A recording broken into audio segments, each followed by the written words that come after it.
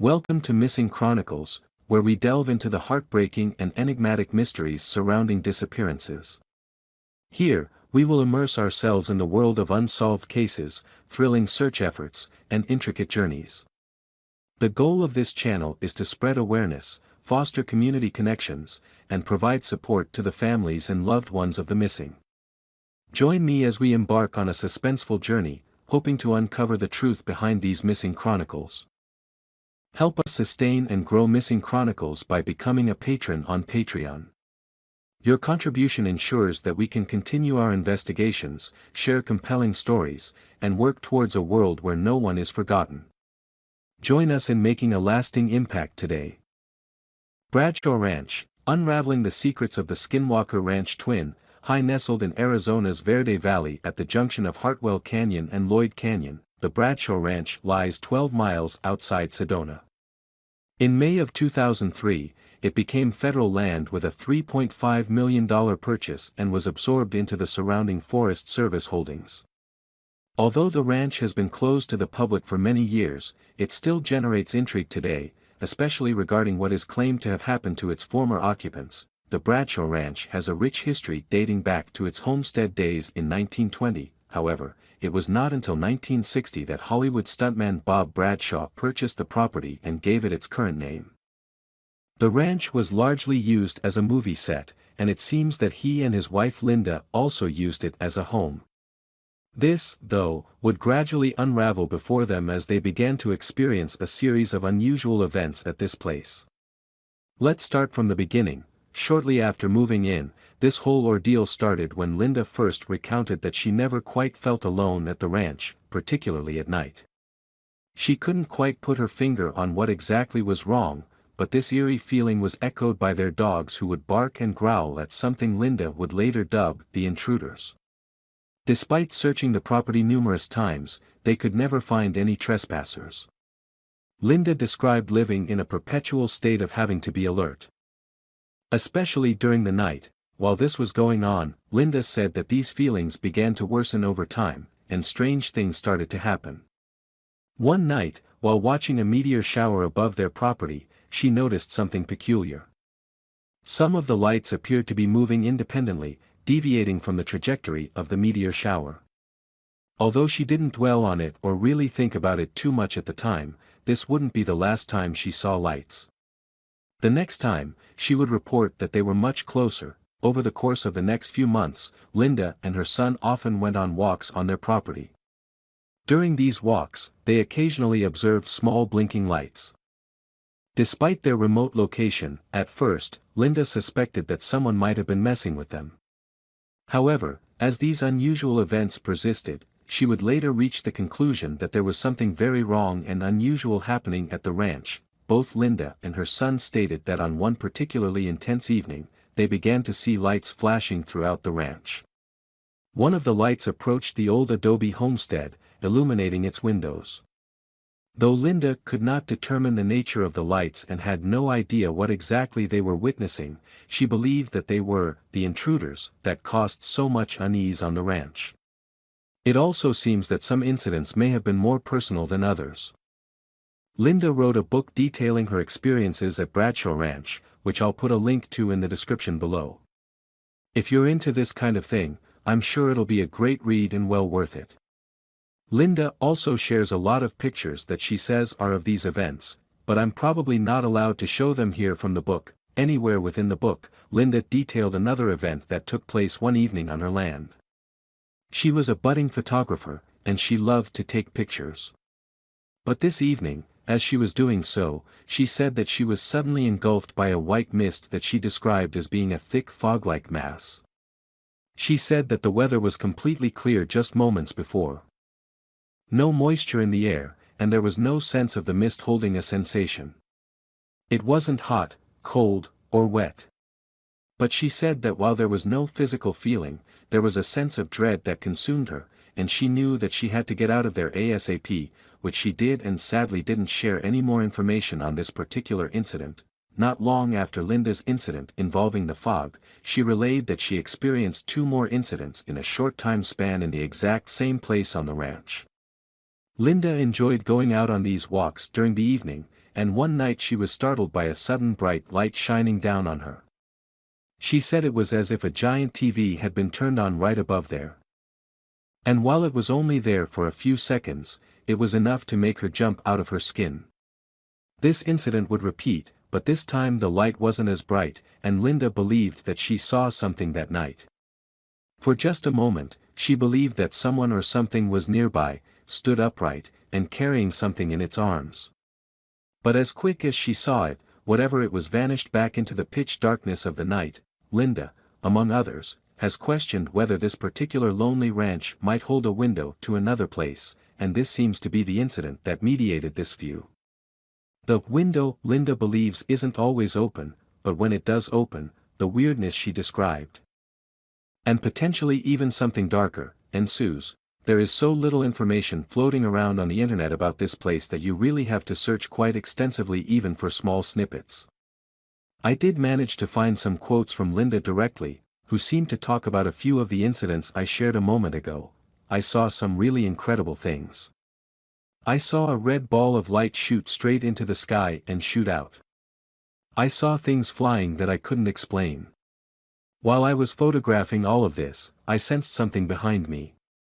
I turned around, and right above the bush was a pulsating ball of light, and it was shining right at me. My son Victor was very skeptical when I first told him. I would tell him that these things are out there, and he used to tease me. He would come into my home singing the Twilight theme song to give me a hard time. Victor went on to say that he saw things at the ranch that he couldn't explain. He described that he was very familiar with this area but had seen what seemed to be animals that he'd never seen before. Sadly, there wasn't a lot of details or descriptions of what he said he'd seen, and I couldn't find any kind of elaboration. But speaking of one of the incidents that we spoke about a minute ago, she said this: a huge, brilliant light showed up in the sky, and it was octagonal. I got 2 frames before it flicked back out again. All I could see with my eyes was the lights, but when I picked up the photograph, there was a picture of another place. It showed something flying through the air and telephone poles, but there are no telephone poles here. It almost looks like it might have been from the shore of an ocean. There was a figure in the far left corner. We feel that this is indicative of showing us that there is another dimension right here. There is a connection to an opening. The issue with statements like that is it's said so definitively about something we know so little about. For example, theoretical physicists do entertain the idea that there may be other dimensions out there beyond what we're able to see. Superstring theory, which is one of the leading theories today that tries to explain the nature of the universe, contends that there may be 10 dimensions, 9 of those being the kind of space that we exist within, and 1 being time itself. The problem with this idea of having a window to another place is that superstring theory posits that these extra dimensions beyond the 3 dimensions that we're familiar with are incredibly small. It actually states that these tiny dimensions are thought to be compactified, meaning that they are curled up into tiny, unobservable scales. In theory, there could be life that exists within these other dimensions, but that is extremely speculative. Especially since we're talking on a scale so small or compactified that it is difficult to imagine life the way in which we're familiar with could exist within them. Though I suppose that doesn't speak to life as we don't know it, but largely that's the point I'm making. We know so little about this that it's difficult to be making such definitive statements and tunnel visioning into one conclusion, though, of course, if everything Linda is saying is true, then it does seem that this would constitute something that we have no understanding of at all. Whatever the case may be, that was her particular read and opinion of the situation. She also believed that they were dealing with some kind of intelligence on the ranch. As she stated this, one evening, Tom took the spotlight and flashed 3 times. The object flashed back at us 3 times. At that point, we knew there was an intelligence. That's quite the scary thought, linking an intelligence to something that we can't see or do anything about. Linda has said that while she didn't feel a sense of dread every time an incident happened, sometimes it was overwhelming. She believes that there are living things or beings walking on that land that we cannot see. She said that on occasion, you can hear them, and they will make it known that they are close, but you can't see them. For instance, on one occasion, she rushed outside after hearing her dogs barking like crazy. When she went outside, she didn't immediately understand what was going on as her dogs looked like they were about to go on the attack, but there was nothing there. She said that the hair on the dog's back was completely stood on end, and that they were all focused on absolutely nothing, at least nothing she could physically see. She scanned and tried to look at whatever was causing such a fuss, but she couldn't see anything. All of a sudden, she started to feel sick, and something that she believes was roughly her height hissed and was just a few feet away. While she couldn't see anything, in her mind, this was an intruder. The next incident would be Cater Victor, who was once skeptical of everything going on, and this one was unlike anything described up until this point. So let's get bizarre if we haven't already. Victor was with a friend of his, and she happened to have a young daughter, and the three of them were spending time together in a small house on the ranch. In the early hours of the morning, Victor heard something and looked out the window, where he saw what was described as something hovering in the air before coming down to the ground. This light or whatever it was remained stationary before he and his friend were startled when four small beings walked past the window that they were both looking out of. The pair was scared at this point, waiting in silence until they thought that the coast was clear. They then rushed to the car and drove to the house Linda was staying in. In a panic, they woke her, and she ran downstairs where they together saw that another small figure was outside the front door. Linda didn't understand why, but she had a sudden urge to leave the house and confront whatever it was outside their home. Upon leaving the house and entering the pitch darkness of the night, she said that she could no longer see them, but she knew that they were there, hiding. They soon left, but she said that she was left with a horrible, dark feeling about the whole experience. She said that they didn't know what they wanted. But it didn't seem good. This wasn't the end of these incidents either, and Linda felt that whatever they were, they began to grow bolder and started to enter the house and mess with members of the family. For instance, Victor left the property one morning to go on a short hike. By noon, Linda started to become concerned as she hadn't heard from him, and by 5 p.m., her husband and his son and another friend set out on horseback to retrieve him. They searched for 3 hours and could find no trace of Victor before returning empty-handed. Linda beat herself up about not calling search and rescue sooner and now realized that they wouldn't be able to initiate a search until the morning. Something completely bizarre happened at 3 a.m., though, and Linda received a call from Victor, who was 15 miles away in a town called Cottonwood. He would later relay that he had no recollection of the event, and the last thing he remembered was that he was walking, and all of a sudden, it was nighttime, and he didn't recognize his surroundings. These were only a small handful of some of the events talked about throughout the book, and there are many more with plenty more details than I was able to share in this segment. Now, not in reference to any individual event or claim in particular, some thoughts and criticisms I have regarding the whole topic are that I was unable to find very much at all being reported on this place in terms of unusual things happening before Bob and Linda acquired the ranch. I did find a newspaper clipping from 1922, which is supposed to be about Sedona, but not in reference to the ranch specifically, though I'm not able to verify where the clipping is actually in reference to nor the newspaper it came from. Reports were made of strange lights at night.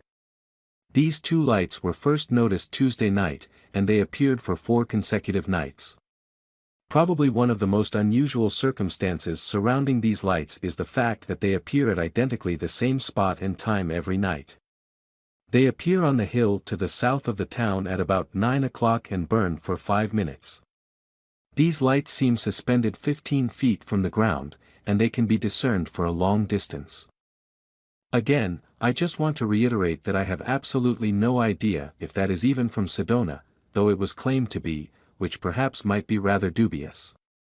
If that is, in fact, the case, then I suppose there is an older historical basis for weird lights being seen in the area. Though again, even if we're going to accept that this snippet was from Sedona, it was not specifically in reference to the homestead, which is now a part of the ranch. Aside from that, the only real articles I can find range from the 60s to the 90s, and they mostly talk about movie stars and movies that were filmed at the ranch. Obviously, before the 60s, you can't search for Bradshaw Ranch, and you have to be a bit more eloquent or creative with your searching. But even then, I can't find anything at all to suggest that there was any weirdness being reported there before Bob and Linda acquired the ranch. That's not to say that there definitely wasn't, of course. You might have people that were terrified of being ridiculed for saying such things and bringing it up, or perhaps there are mentions of these things in the past, and I'm just not able to find them. That might be the case. Another point of contention I'd highlight, and this one doesn't really have much to do with Bob or Linda, but Linda, among many others who have an interest in such things, has speculated that the area is a so-called vortex site. Again, I don't think we know everything about everything. And I'm open to an idea like this, but the issue I have is that there are no clearly defined definitions of these things. Some definitions of vortexes in relation to strange phenomena you might find state that they are places of strong, concentrated energy fields of some kind, usually magnetic, in which these kind of weird experiences are possible and occur within a general area. But then, I would also point to this Sedona visitor's pamphlet that describes vortexes as enhanced energy sites that hold certain benefits that are highlighted, but then they also go on to say that they have no electric or magnetic field, I guess, which to me basically translates to there are vortexes here. But you can't observe or measure them in any meaningful sense, so just take my word for it. Going back much further, the indigenous people of Sedona have long considered the area to be sacred.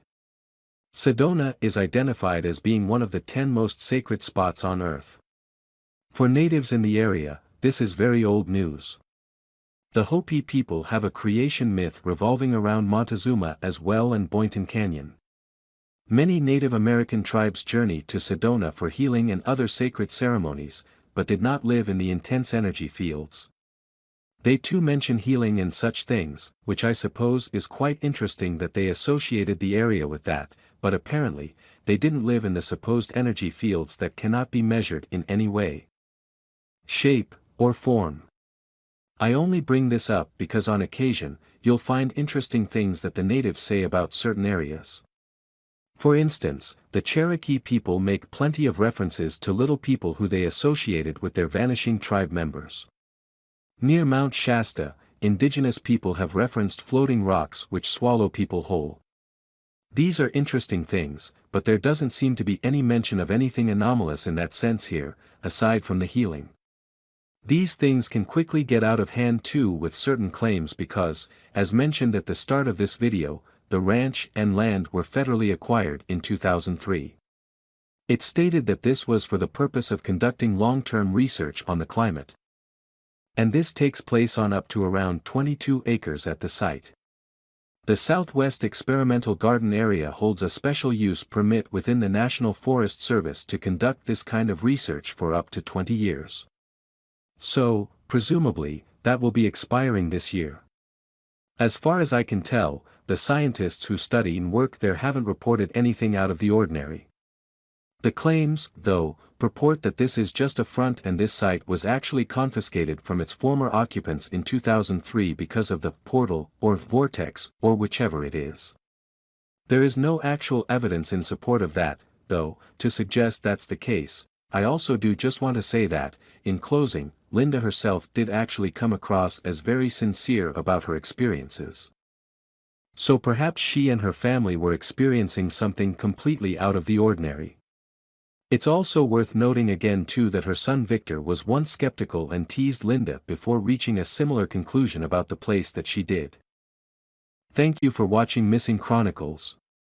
We have explored captivating stories and searched for answers behind the vanished. Don't forget to hit the subscribe button to stay updated with our latest videos.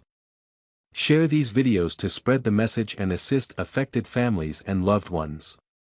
If you have any information related to the cases we've discussed, please leave them in the comments section. Together, we can make a difference. See you in the next Missing Chronicles.